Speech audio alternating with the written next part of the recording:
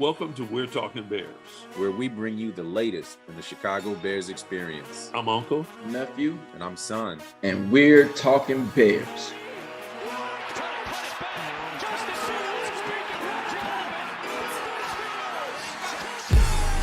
Welcome to the 2023 season of We're Talking Bears. Hey, we really appreciate everyone who watches, who likes, who subscribed. We appreciate you guys. We love doing this. We love bringing you this content. We're going to continue to bring you more and better content as we grow and improve. And, we would love for additional subscribers to join up. We really have a personal goal where we'd like to see 500 subscribers by the end of the season. So we'd love to see you guys.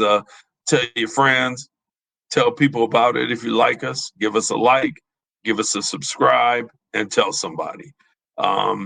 Hey, this is the beginning of the season that we didn't want. So let's dig into what we didn't appreciate out there. And let's not be all negative. There was some stuff that was really good. It's hard to say that when you got mollywopped by those guys, those cheeseheads, but there was some really good stuff. So I guess we should start out with the good because I'm tired of the bad right now. What you think? Man, there was a lot of bad. And in some ways, it was hard to find the good. Obviously, Roschon Johnson, huge fan of the stuff he did on the field. Everybody is. That's been hammered home. I really want to say that our D-line was not special in any way, shape, or form. But we did see some really good interior defensive play from Andrew Billings, the big free agent D tackle that came over from the Raiders. He was as advertised as a run stuffer. Loved that. And then we saw some really good goal line stands from the rookie DTs. Both of them actually subbed in one drive and made a big, huge stop that led to a Packers field goal, just clogging up the interior. And that youth and that, hunger, that's what really excites me going forward about this team. So if there's some good to be found, that's where it is. I'm also say good the Tyreek Stevenson hit. When Tyreek Stevenson hit, I think it was Aaron Jones in the backfield for a loss. Man, it was just a phenomenal play. Also, Darnell Wright, as advertised. Lucas Van Ness got eaten up. Van Ness got eaten up. Darnell Wright is out there to prove that there is no rookie he's not going to beat. And that's a good place to start. I'm going to beat everybody in my draft class. All right. I like that. The other side, on the flip side, Braxton Jones, he wasn't taking any bull rushes. No bull rushes here. Braxton ate up his men. So our tackles are set for the future. Darnell Wright looked great in this game. He wasn't perfect, but oh my gosh, he put it on out there and he pancaked some dudes on their rush. He looked great. And Braxton took care of his business. The only play that I didn't like at Braxton, it was a play design that was not bright. And he was doing a brush block and he just didn't even try to brush block, oh boy. I know you're not supposed to stick in there and you're supposed to stay with your man, and it's a dumb play because it was a naked boot. But your gut just has to tell you sometimes this ain't gonna work. I need to give this guy a serious hit before I move on and not just stick my hand out towards him and go where I'm supposed to be. Right. So sometimes you gotta like love your quarterback more than your offensive coordinator loves him. You have to. You have to be Yeah, like, you do. okay, all right. You know what I'm talking about. All right, you know what? The play design goes over here, but Justin really needs me to pop this guy one before I leave. You Yeah, know, and let take, me. t- go ahead, go ahead. While we're talking about play design, that goes in the bad column, and that goes in the bad column. This was not Luke Getsey's finest hour. He had all offseason to make a game plan for this game. You had all offseason to watch tape. You had all offseason to craft plays specifically to attack the weaknesses of specific players on the Packers defense. And I didn't see none of that. I saw a general freaking lottery ticket scratch off game plan. It was throw it to the outside if they're not going to present match coverage. If they're going to run zone, then we're going to run screens. That was the game plan. And that is the work. And then he didn't adjust at halftime. It wasn't working, and he didn't adjust. He just kept doing the same thing. It wasn't until garbage time really that we saw some really decent route concepts where they were really challenging Green Bay and challenging Fields to pick them apart. Because if they're sitting there in a soft zone coverage, I don't care how much pressure is up the gut. If they're sitting there in a soft zone coverage, we need to be attacking deep. They're in a cover two. It should be identified. If you're going to run a screen against the cover two, that's fine. If you're going to keep calling screens when they're going to keep running cover two, that's fine. But have one of the receivers run a wheel route to the outside, and if that corner sits on the screen, then it's a hole shot, and you shoot that ball over there before the safety gets there. Justin's looking that way. It's like read 1, 2, bam, and then it's either the hole shot or the screen, and then you pick, and then you run the fade, and you run the screen together. And then that attacks the cover two. But if you're just gonna run screens into a play that isn't working, who came up with that? Who thought that Well, was a good idea? That's awful. I hated that, and I hated that the whole game long. It was killing me. I'm sorry, I had to say that. yeah, in the bad column, absolutely game design. It just across the board, offense and defense, just overall. I mean, defensively, um, there was a lot of execution issues on defense and on offense. The offensive line, interior, White. Oh my God, Nate Davis was atrocious. I mean, especially after some people don't need to practice. Well, you needed a lot of practice because He that looked was like he needed practice. horrible. Cody Whitehair is just not a guard in my book. He's a pretty decent center, but he's not a guard. Lucas Patrick didn't add much. It was weak.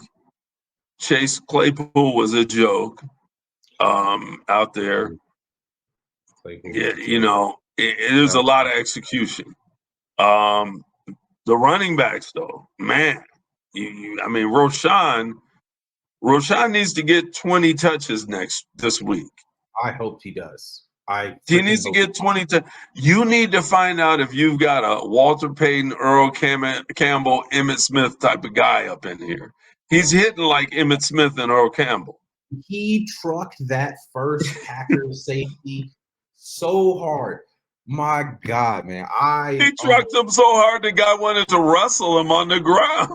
Bro, yeah, he was trying to fight him after the play. He was mad how hard he got ran over. Well, he wasn't really trying to fight because he was just trying to pull on his leg. He didn't want to go to his upper body. He was pulling on his shoe.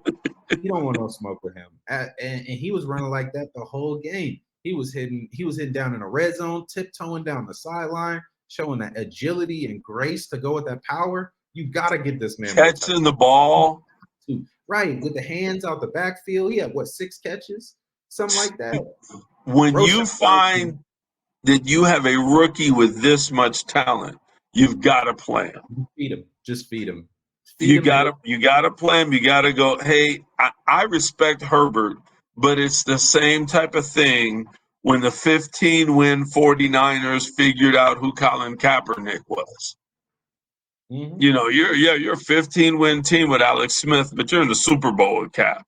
Yeah. And that's that. So you put Cap in. Yeah. I think Herbert should start the next 4 games, but I think Roshan should be out there by the 3rd series.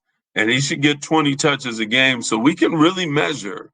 He's going up against a decent defense in Tampa Bay, a decent defense in Kansas City. These are tough teams that have won Super Bowls. And if he treats them like he just treated the Packers, by the bye, he should be the starter.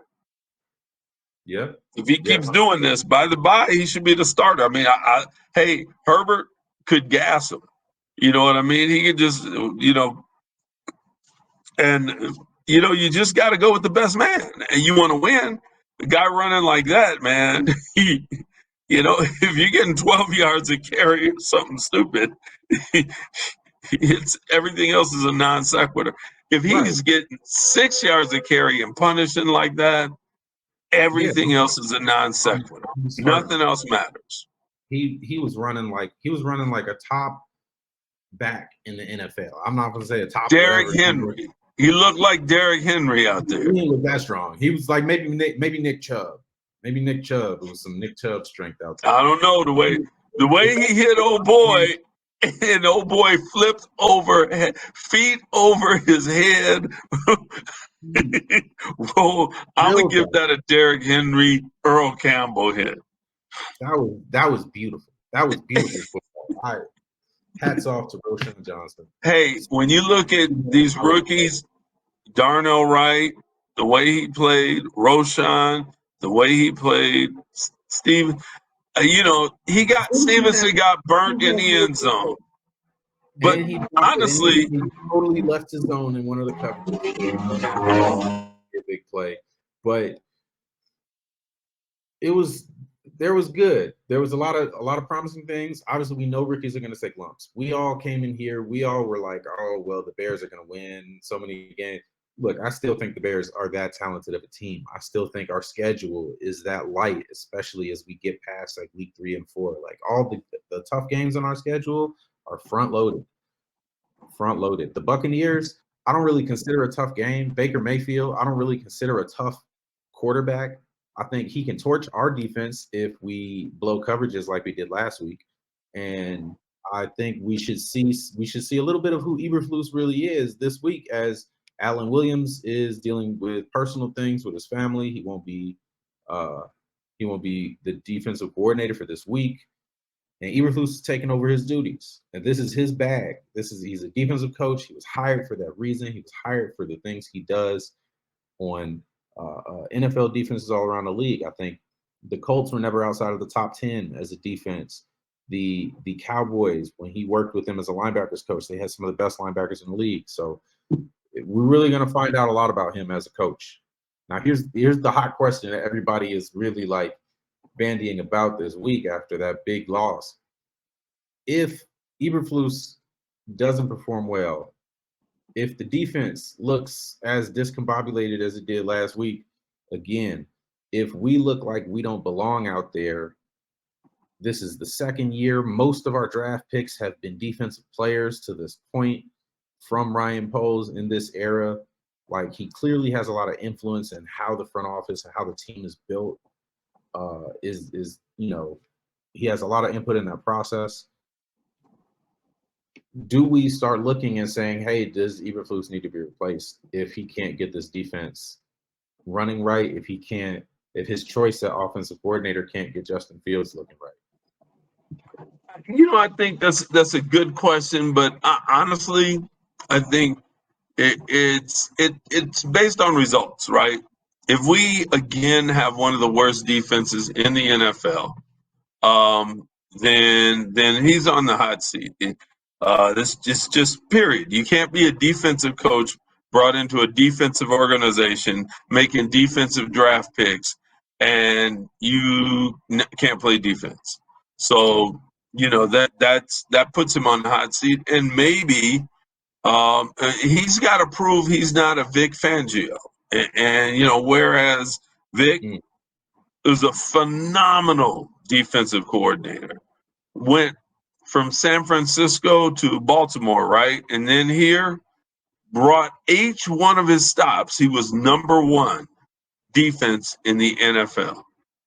He was not a phenomenal head coach, and he couldn't bring the same same level of defensive intensity to the team, to the Broncos, as he did to those other teams. And that's just that simple. So when you sit and you look at it and you have to say to yourself, is Flus a really good defensive coordinator and not a great head coach? That's what he's got to prove, that he's a good head coach. Or And is he a good here's head your coach? opportunity. Or is he a good head coach that just needs to also be the defensive play caller?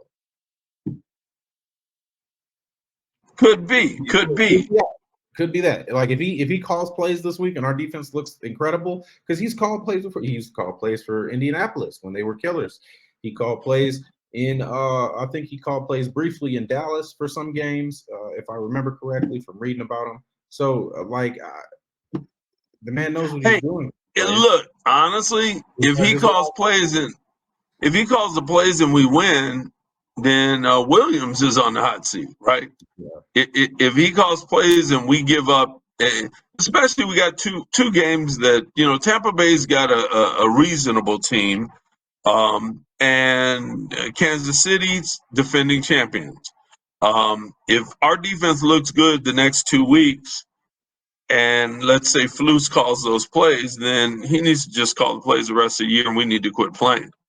But we got to have offense, and Getsy's offense was uninspired. That was bad offense, and Justin's reading the field and throwing the ball. It was late. It's almost as if Justin needs people to be facing him. He almost needs for the guys to be on hooks to throw the ball. He doesn't want to throw the ball at the break. He's not throwing the ball at the break. Even Mooney's touchdown, Mooney is backing up, turning around. He's not throwing the ball and leading the guy.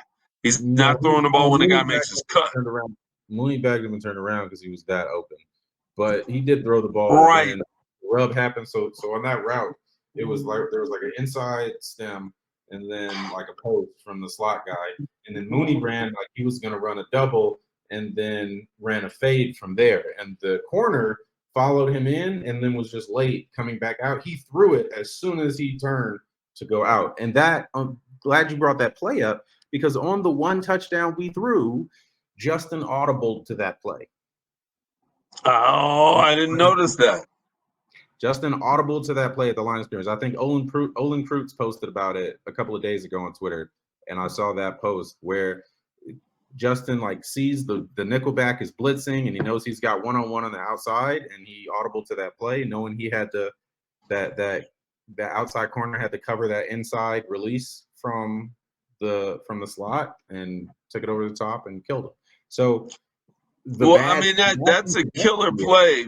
But there's a lot of film from the game where Justin just didn't throw the ball when somebody broke and was wide open. Agreed. And here's my thoughts on it. So we've been very, very critical of Fields as a fan base because he isn't taking the short checkdowns and the easy stuff and going through all of his progressions and getting to the end, right? Then this game, he trots out in game one of the new year, facing his full game action, and he was super safe with the football, ran through all his checkdowns, got to the end and threw the checkdown, took the easy thing, the whole game long. Do you think maybe somewhere in there's a correlation? Because the way I see it, Getsy saw all this criticism, Flus, Poles, all of them see all this criticism, look through his film, see it's legit. Like he does sometimes stick on receivers and look for the deep ball and hunt, and that's great. And we want him to do that. We want him to be the gunslinger. But then all offseason, they're like, oh, take the short stuff, take the checkdowns, take the short stuff, take the checkdowns. To this point, we roll into the game, and then that's what he does. He does what they've coached him to do all offseason, which is take the checkdowns. Take the widest open thing you can see. Don't try to force it. Don't try to be a hero. Don't play hero ball. Just take the checkdowns. And then he takes checkdowns all game. I don't really put that blame on Fields. I think that's like who he is a deep ball specialist. That's who he is. He's upset when he's not throwing deep balls. When they said it at the end, they were like, "Oh, the receivers were like, you didn't get the ball out." His response in the press conference was, "What receiver said that? Moon caught a ball." That was his response. So if we Yeah, have these criticisms of him, but we can't then come when honestly, he does the he thing that didn't we get can't ball do. on. Say what? Yeah, I mean, he didn't get the ball out on some of those. He didn't. He didn't. There's film where he just He held it too where long. guys are He threw the open, but you he know. had a So 65%, he got to eat that. but he had a 65% completion percentage. That's what we said he couldn't do, right? We said he couldn't. He was at 60 point whatever at the end of last year, and they were like, "Oh, if he could only get his completion percentage up by taking the easy stuff."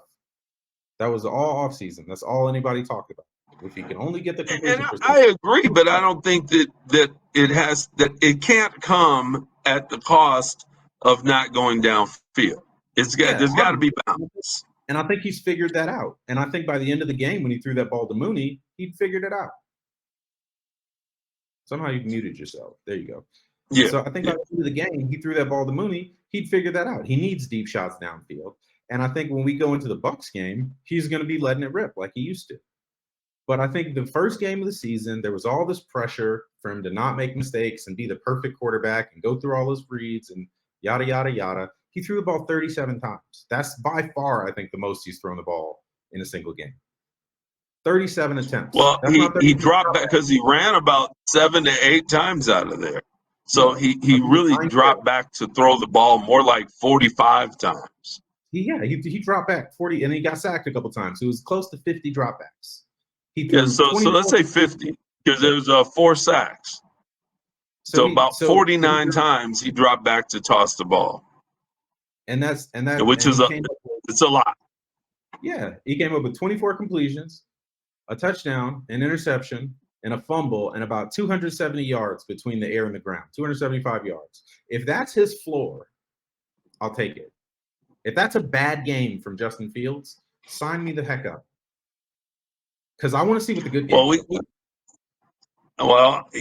We need a good game. There are going to be good games. There are going to be good games. He's going to have one. I'm fairly certain either this week or the next week he's gonna let it rip because now he's angry. If you watch this I hope so. you see his attitude. I hope so. He's angry now. I hope so. I hope so, man. This is like straight Goldilocks freaking quarterback, right? Either he's throwing too many deep passes and not enough short, or he's throwing too many short passes and not enough deep. When he hits that middle ground, it's over. It's over. Like, what do you do? Well, I'm gonna reserve judgment. I think we still have to fix the interior of the line. Nate Davis has to earn his $30 million. You know, Cody Whitehair's getting paid like Nate Davis. He's got to earn it. Those two guys have to earn their money. I mean, we know Tev can get the job done. It's our veterans that aren't getting the job done. Yannick did a good job. Yannick, he took out the run 5 yards deep. It was beautiful. He got our only sack. From the veterans on the defensive line, Yannick and Billings, they did all right, but we still didn't really stop the run.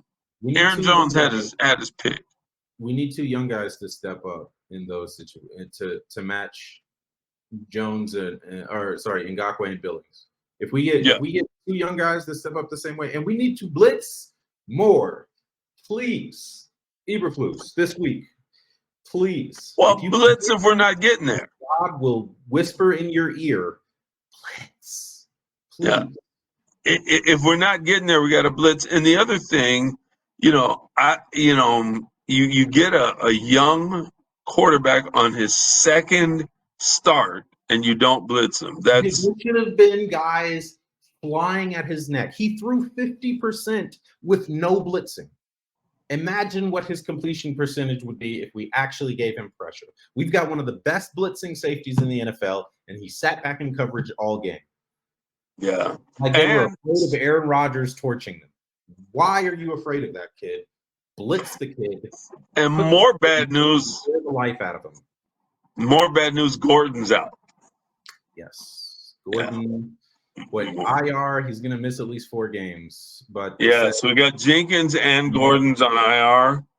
that's hard. Man, That's, yeah, we really don't have a backup nickel.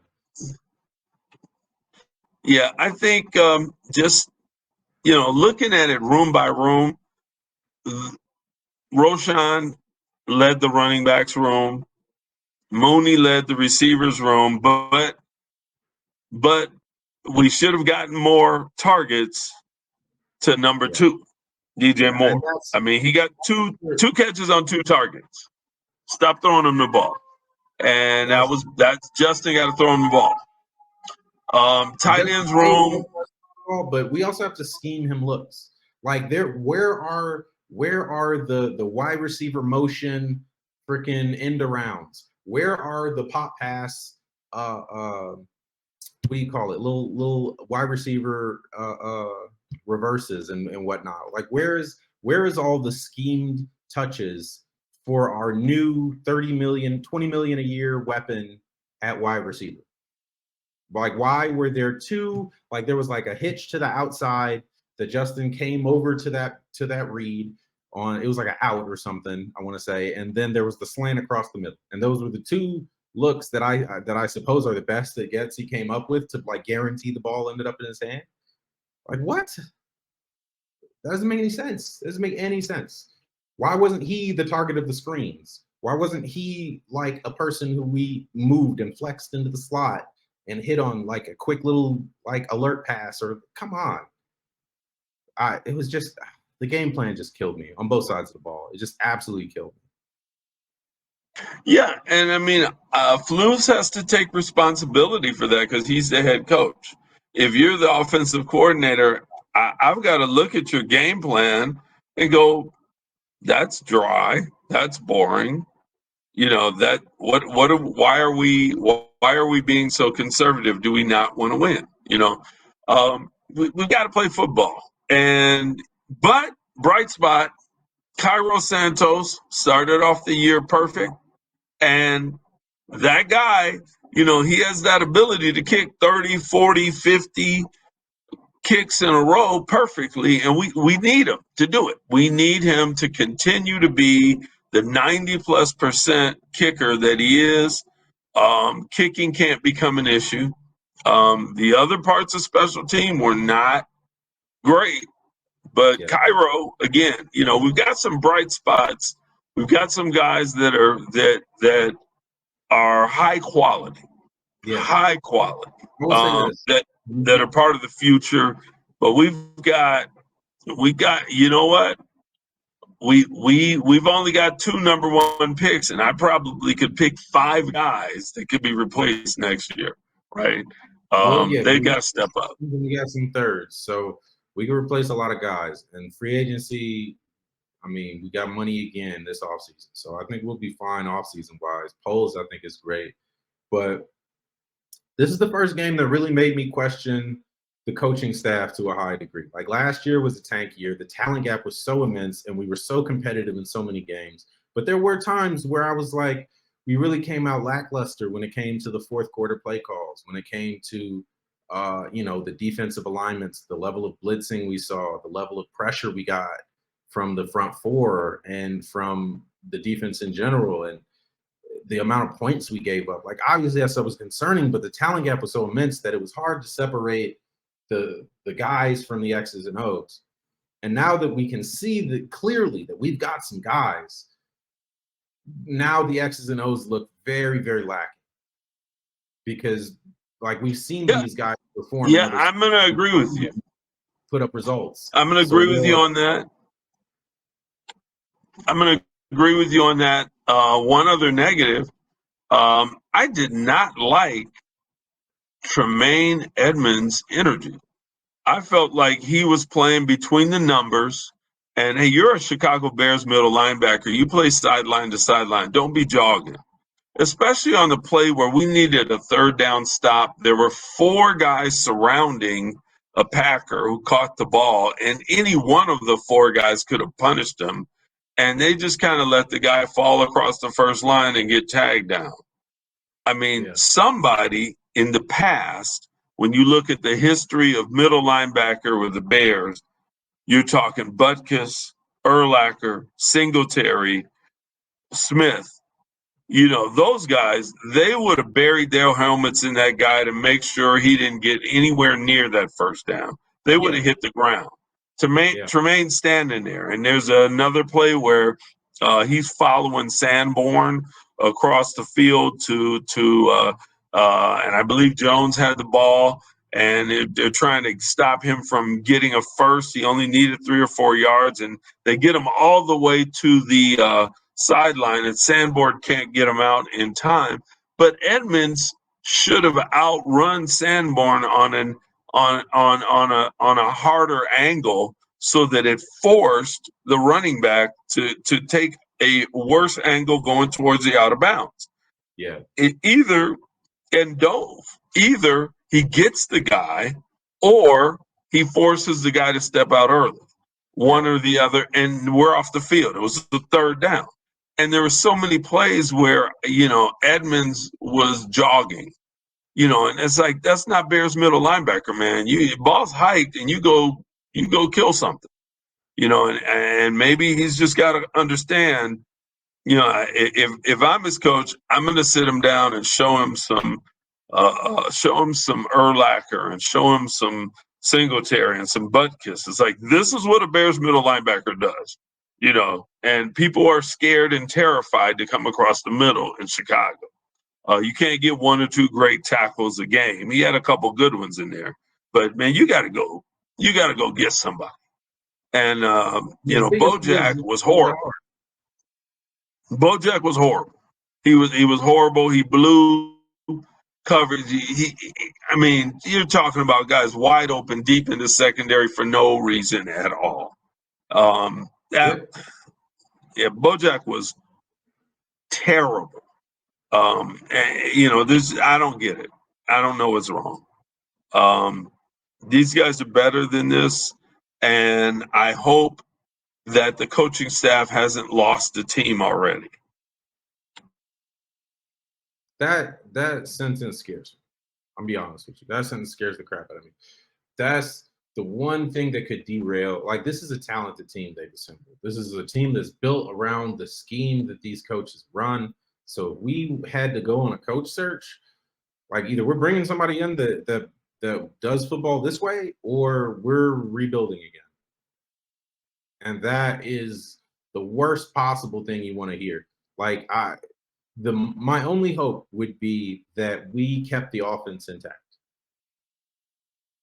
I would want Fields to be able to have as much consistency as he could, in order to be able to kind of overcome it. Because you can rebuild the defense if your offense is okay.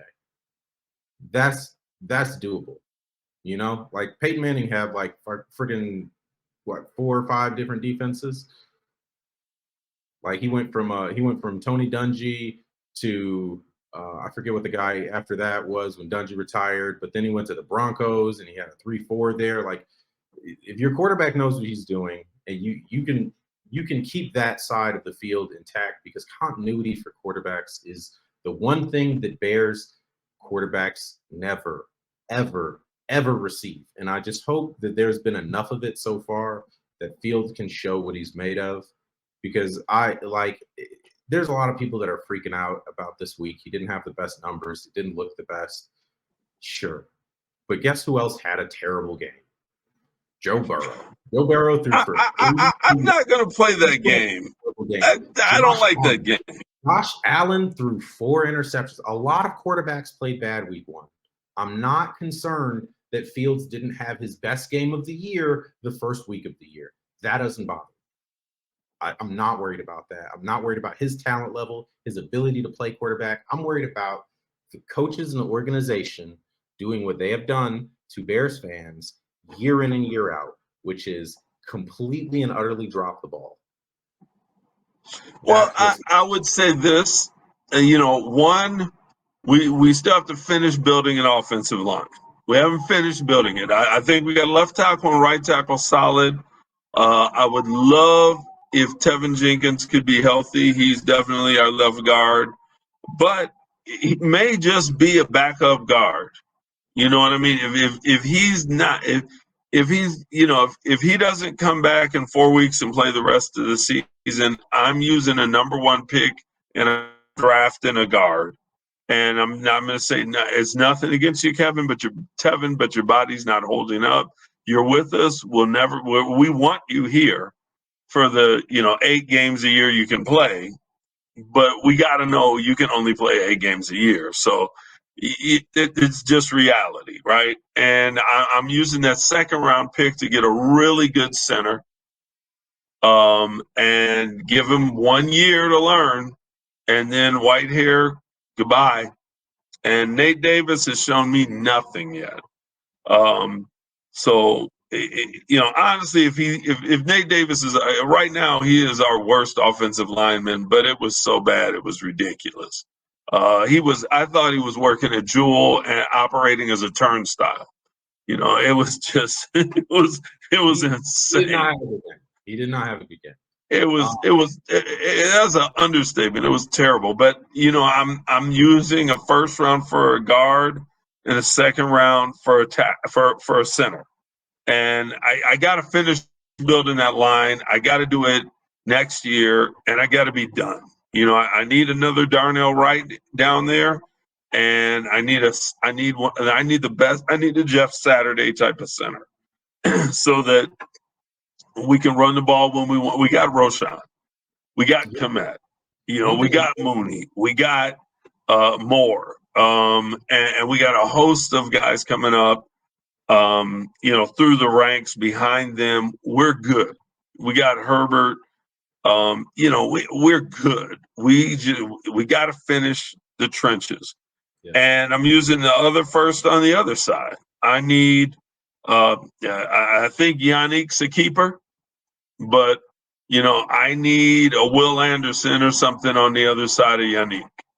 And right now, if Yannick plays the rest of the year like that, if he hits 12, 15 sacks and, 15, 20 tackles for loss, I'm like, cool. I just need a guy on the other side of the ball that can do that. If he hits 12, 15 sacks and 15 to 20 tackles for loss, he'll be a first team All-Pro. But moving on. Let's go. Let's do it. If he get close to that, I'm happy with it. Well, I mean, we know he's going to get 8, and he's already started. Yeah. He always gets 8. So, if he gets 12 to 15, if he gets anything over 12 and a half, he's got a career year. So I think he can do 12 to 15, as long as he's healthy, and he tends to be healthy. So let's go.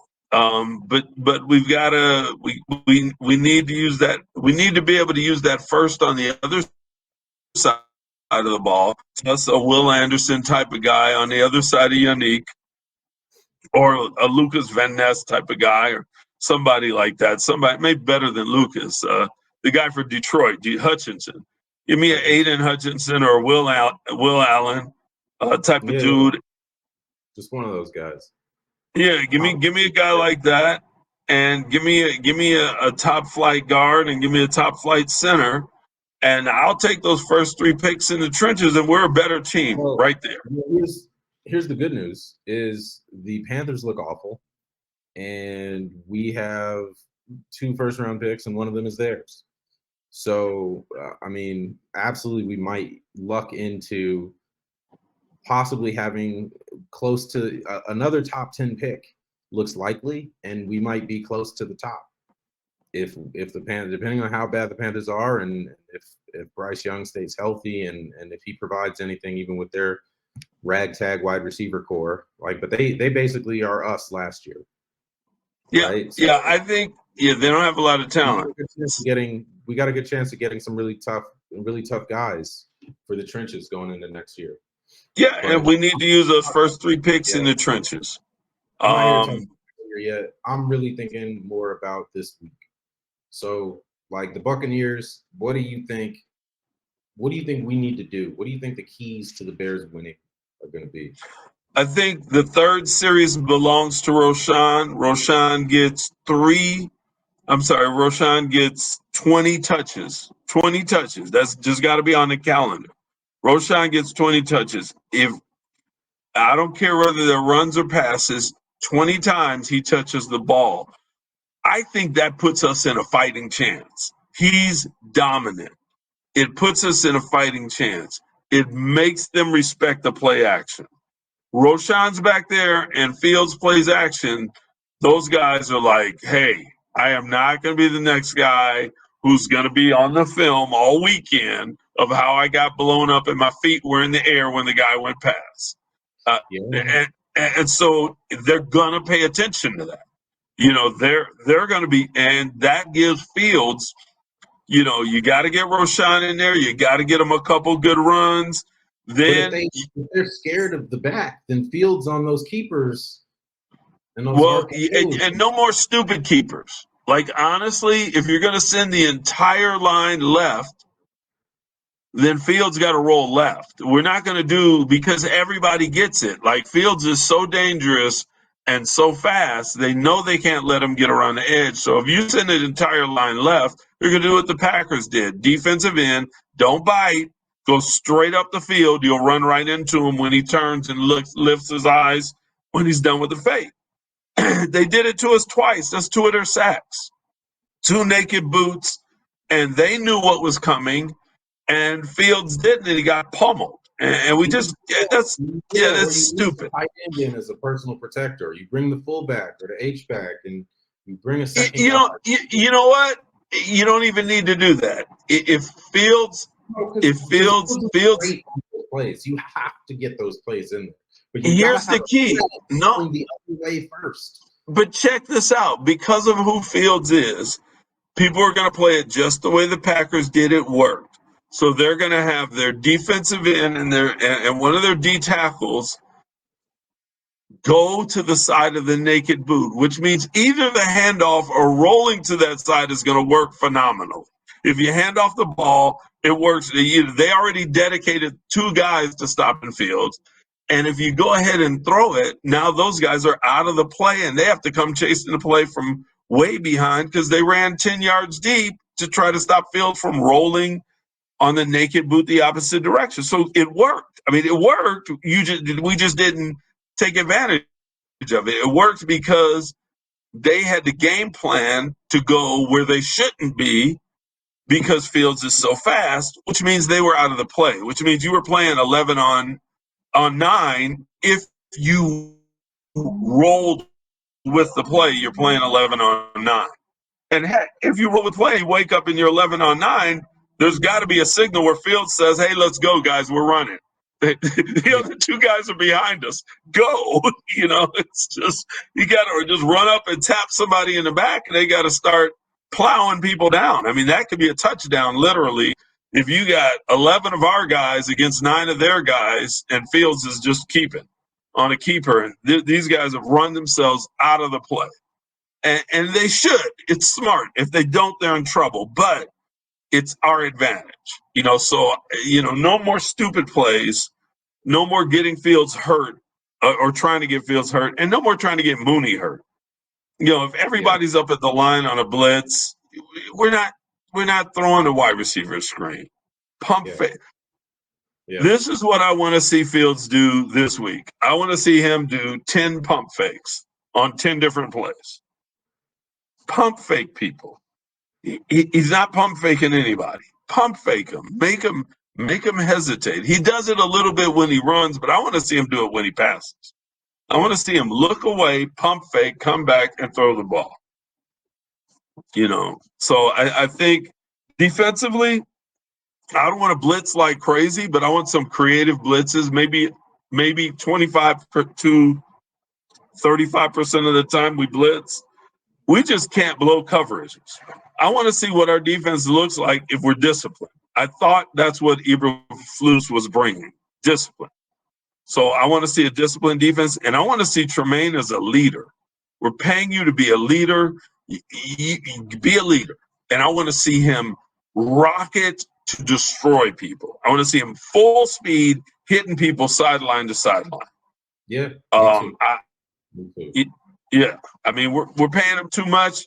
Right now, there was an enormous gap between Roquan and him in that first game. A lot of that junk doesn't happen with Roquan in there. And I don't want to be looking back to Roquan because Tremaine is a good player and a great athlete and a physical specimen, but he's got to play ball. And then Chase Claypool needs to make up for what he did. He needs to get out there and we appreciate him. We're talking Bears, but he needs to make up for what he did.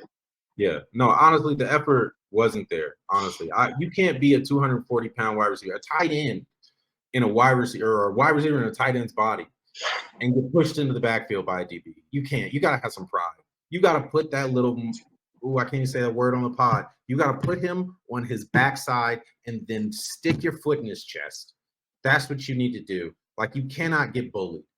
You cannot be out there getting bullied, and you sure can't do it after you spent that week in the offseason getting roasted for going to Fashion Week or whatever. That's not. There we go. You can't be a fashion model. You gotta come on, Barbie. Don't go party in somebody's chest, and you gotta make them respect you. You gotta make them fear you. You gotta make them afraid to stick their hand out when you release off the line, because they don't want to be the guy on the highlight reel who's laying on his butt as you're walking into the end zone. That's the player you gotta be. You can't play small when you're that. Freaking. You just can't. Darnell Wright and Chase Claypool get the Mariano's Award because they were turnstiles at the grocery store. It's just, man, that sucks. So I mean, Chase, man, if you could hear us, you definitely can. But if you can, man, put the fear of God in these little dudes, man. Like, just giving light-skinned dudes a bad rep.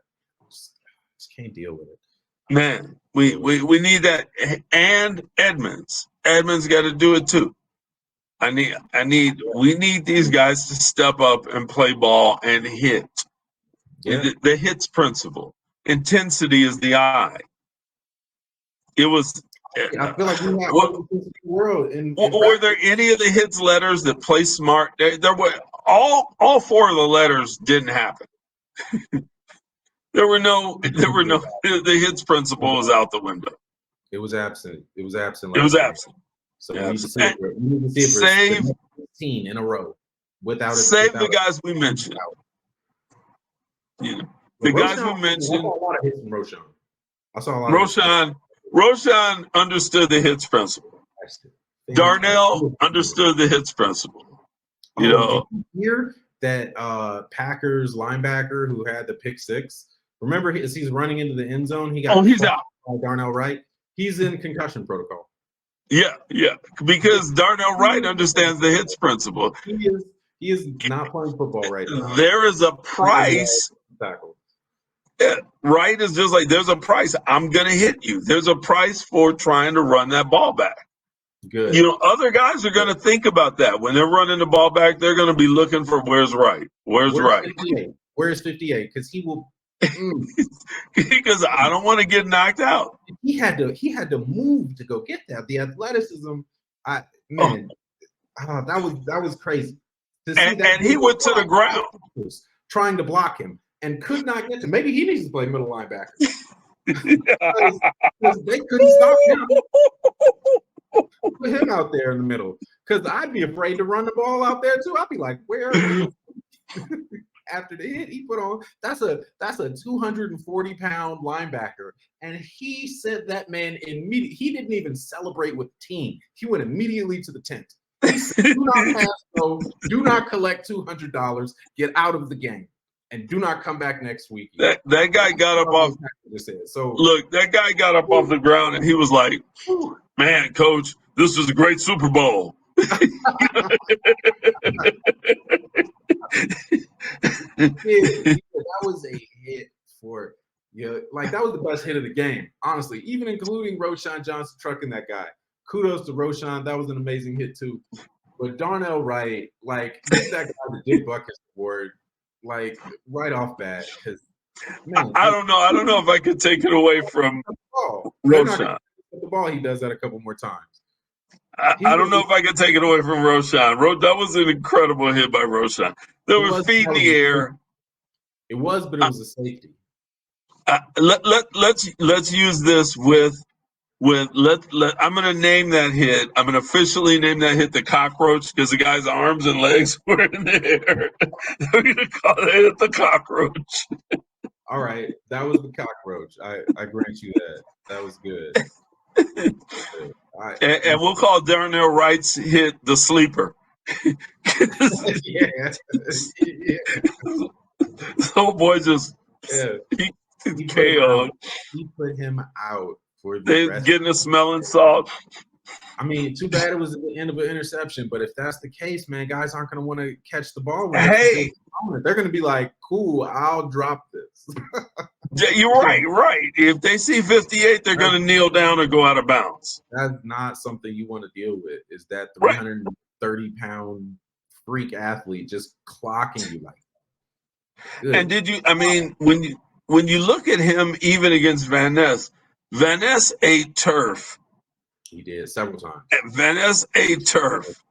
Van Ness did not enjoy his first NFL game. No. And I mean, right? Hey, I'm loving our tackles. We need the rest of the line to play like the tackles. And you know what? We need to have him back at Hallis Hall, the tackles need to get steak, and the interior linemen, they need to get the little weenies that come in the can all week. The marks, anchovies. Make them earn that. Hey, earn it. These guys are eating porterhouse. You guys are eating canned weenies. That's it. There's got to be a differentiation. There's got to be. Because man, maybe that should just be if you give up a sack, then you just can't have no good food that week. You can't have no good food. I'll have some kind of motivation. Wait, you know what I mean? Some kind of motivation. The lineman got to eat with Justin. He's a vegan. So they got to go eat with Justin. That's both good and bad. I don't know if I support this. I can't go. I get a stamp of approval here. But the other guys are eating steak. They're eating, tofu. Yeah, no, we can't use that. Then that's talking shit about you. That'll get to them.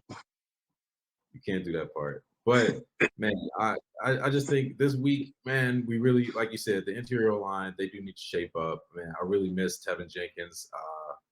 Man, it really sucks that guy has been bitten so many times by the injury bug. Like, we really need another talent like him on the inside. I mean, there's like, if you put his measurables at guard, he's like the probably the single most athletic guard in the NFL.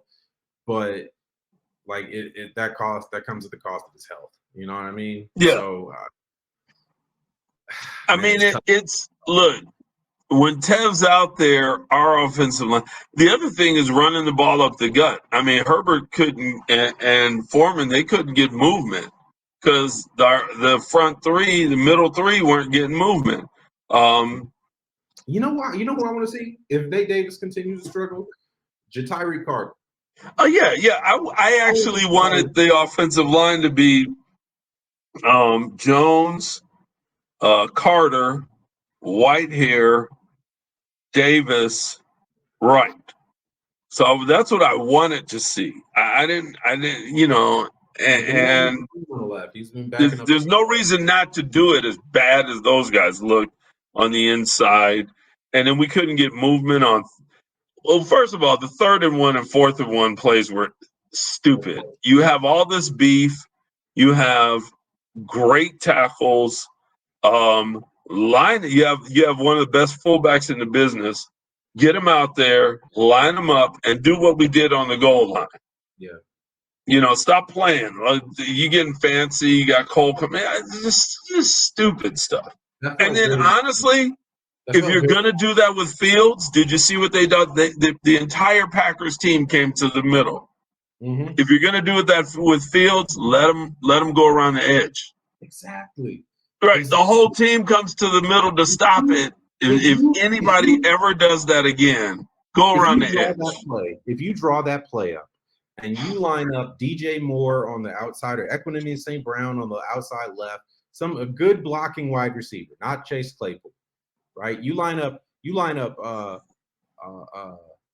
a tight end like Cole Kmet on one side and have the two receivers to the other, or even two tight ends on, you go 11 and then you go two tight ends and then Bring out Ja'Tyre Carter. Bring out a sixth lineman.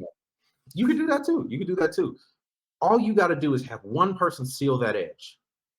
And Justin takes the ball, fakes the sneak, and then steps back. There's not a soul on the face of the earth that's going to beat him to the corner. He probably gets a touchdown because if they sold out, if he fakes that sneak and then pulls back, it's over. Yeah. It's over. No, what are you going to do? You got Cole Kmet coming to block you. He's 6'6", 260. What are you going to do? And I would have Ja'Tyre Carter out there, or our fullback, one or the other. Our fullback could line up as a tight end, and they're going to sell out. Blasting game, and go ahead. Hey, seal the corner, stop whoever's coming, and go. The one thing I could say about this, if Luke Getsy uses this game and the destruction of the offense by self-destruction of the offense to sucker people into believing we're going to make the same stupid mistakes and flip those plays on them, then I got all the respect in the world for him. If he doesn't and he tries this trash again, you gotta start questioning him. Because he's got the talent at his disposal. We can't have no results. Yeah. And then just keep blaming the players when you brought in good players that have done results everywhere else they've been.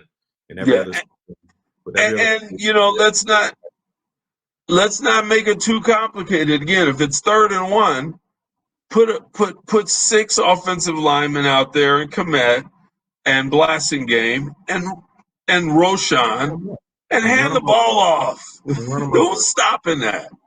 Who's stopping it? If you had Carter as a tight end, you got Blasting Game in the backfield and Roshan behind him, are we really not getting a yard? Yeah, exactly. If you need a yard, go get the yard. Stop playing. Yeah, and that was such a Matt Nagy call. I really hated it. I thought he was going to do the fake that they did against the Lions, where he tossed it to Fields around the outside. That would have worked better. Honestly, I don't know why they just do that again. It worked last year. Just see if they've been paying attention. And sometimes you got to call those. You know what I mean? Like, did you watch film? You know what I mean? Call a couple of those. But hey, it worked last year a bunch of times. Is it going to work again? Do you know? Can you stop it? I have to question the bag of edibles that Luke Getsy had on the sideline when he was making play calls. Don't even get me started. I don't know what's going on. I'm going to chalk all this up to there was only 3 preseason games. There's 17 games. They're trying to save everybody for the long haul, playing conservative, calling conservative game plans, I'm going to chalk it up to that, say everybody needed a week to just settle in and get up to game speed. And I'm going to start judging this week, next week. I can accept that. You can have a bad game. I'll look and say, when I have a month of tape, I'll look and say, this is who we are. Yeah, I'm going to look. We can do the Lovey thing and look at the first quarter. Look back in 3 weeks at the first quarter. There should be market improvement across the board.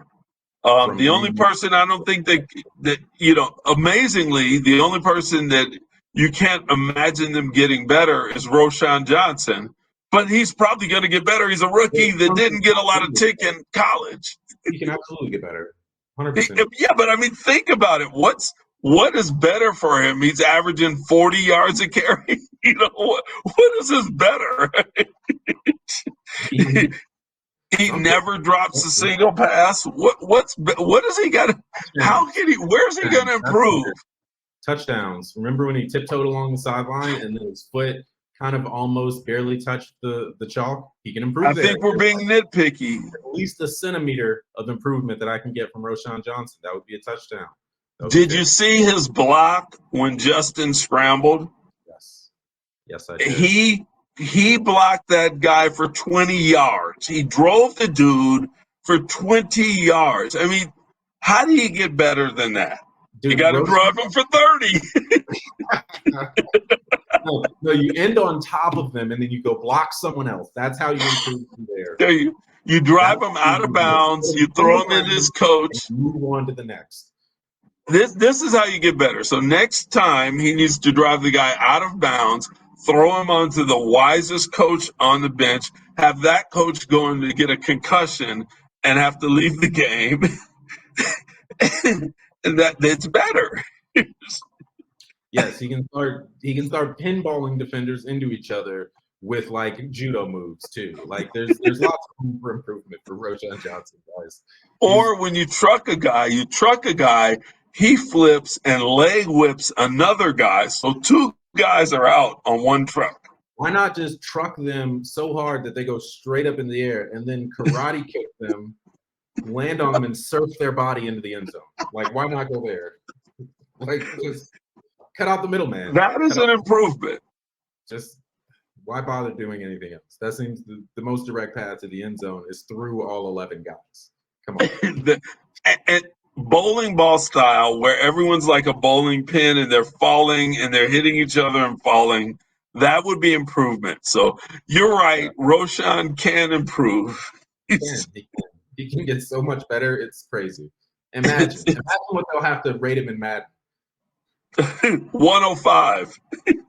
Right. He's gonna be like the first 199 overall. He's got to be the first rookie where they just went back and changed his truck stick to 99. Yeah, 100%. Man, that was. But anyway, like in all seriousness, though, yes, there's more he can learn about the game. He can get better at details. He can learn how to pick up blitzes better. Obviously, he was our best running back blocking as well. But he was picking up blitzes like that. He was. But there were some plays where it didn't always line up the way you want. So there's always room for improvement, right?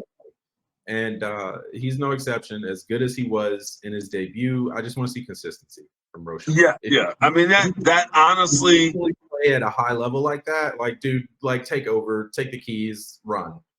Just do. If he does that is his key. I think honestly, and not being silly, if he can just be consistent, if he can be the guy he was week 1 for 16 more weeks, we've got the steal of the draft, and we've got Darnell Wright. And I think defense, man, or Travis Hunter. Remember that. Write that down in your book.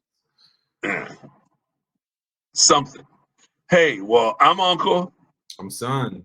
And we're missing Nephew, but we're talking Bears.